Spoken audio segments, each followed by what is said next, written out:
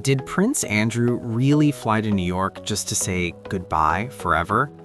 And how does a struggling 20-year-old actress end up orbiting some of the most powerful men on the planet before anyone even knows her name? All right, let's rewind for a second, because this story only makes sense if you slow it down and really sit with it. You remember that interview, you know the one. Prince Andrew sitting there stiff as a board, staring straight into the camera, swearing he had absolutely no contact with Jeffrey Epstein after 2010. No calls, no hangouts, no friendship, full stop, case closed. Or so he wanted everyone to believe. But here's the thing nobody could quite swallow. Andrew first met Epstein back in 1999, introduced through Ghislaine Maxwell.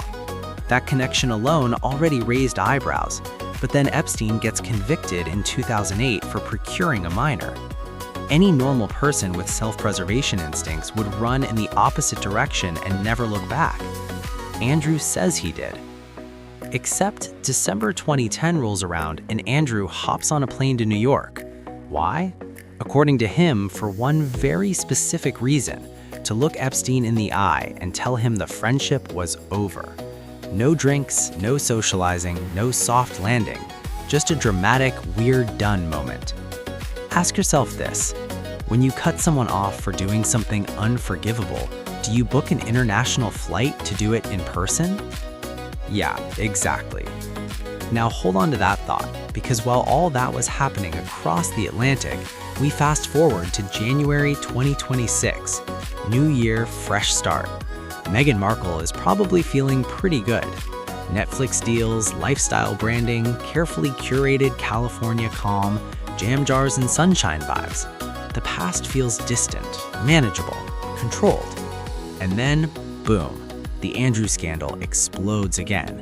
New Epstein documents drop, photos resurface, names start circling, and suddenly social media is doing what it does best, asking the question nobody in polite society wants to touch. Was Meghan Markle at those yacht parties back in 2001? Before you roll your eyes or pick a side, stay with me, because the uncomfortable part of this story isn't the rumors, it's the network. Andrew's connection to Epstein and Maxwell wasn't casual. Those yacht trips weren't just rich people blowing off steam. Phuket, Thailand, private yachts, invitation-only gatherings. These were elite networking events. Power brokers, financiers, royals, and yes, young, ambitious women trying to get close to influence. And here's where it gets interesting. According to Ghislaine Maxwell's biographer, Kirby Summers, Meghan Markle's name comes up repeatedly when discussing who was present in those circles. Not as a headline celebrity, not as a random plus one, but as someone who was there. Now, let's talk about Marcus Anderson. You've heard the name before, Meghan's closest friend, the Soho house fixer, the guy who somehow always knows everyone important. He's photographed on yachts with Prince Andrew way back in 2001, long before Meghan was famous, long before Suits, long before royal anything. Years later, he's the one who introduces Meghan to Prince Harry. That's not random, that's a pattern.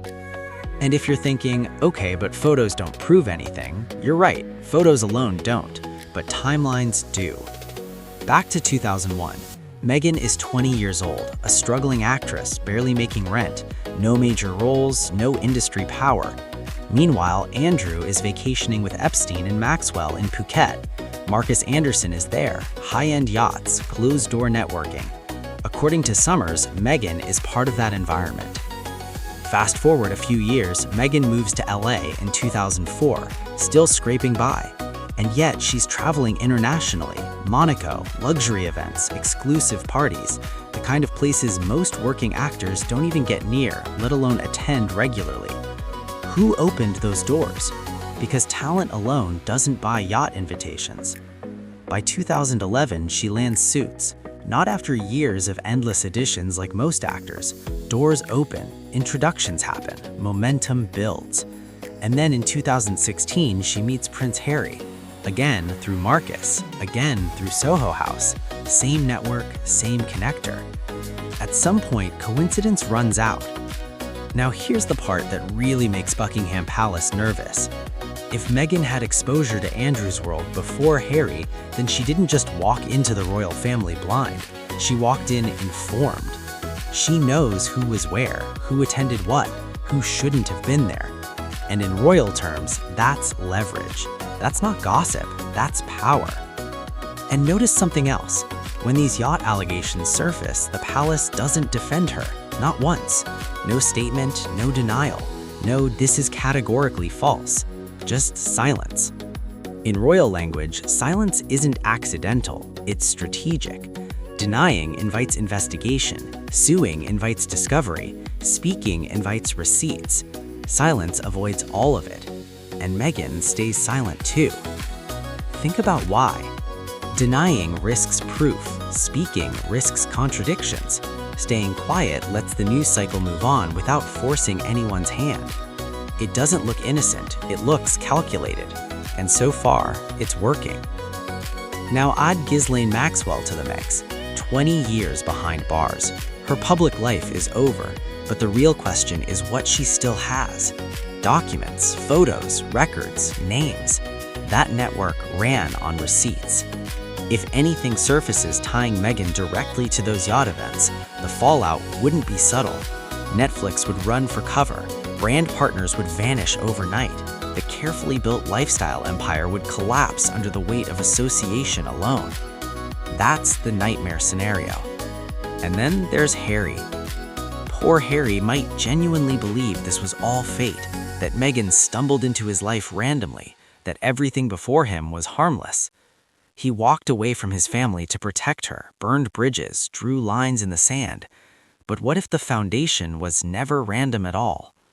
That's the question nobody wants to answer. Andrew's photos are out. Epstein files are public, at least in part. Kirby Summers has gone on record. Marcus Anderson's presence is documented. And Meghan's silence keeps getting louder. The internet, as always, is watching, waiting, connecting dots. Because secrets in elite circles don't disappear, they just wait for the right moment. And when they surface, they don't whisper, they detonate. If you've been following this story, hit that like button so more people actually see this conversation. Drop your thoughts in the comments because I genuinely want to know where you land on this. Coincidence or something more deliberate? And make sure you're subscribed because these Epstein files are far from finished. Thanks for sticking with me through this tangled web of power, ambition, and unanswered questions. Stay curious, and remember, the truth doesn't rush, it waits.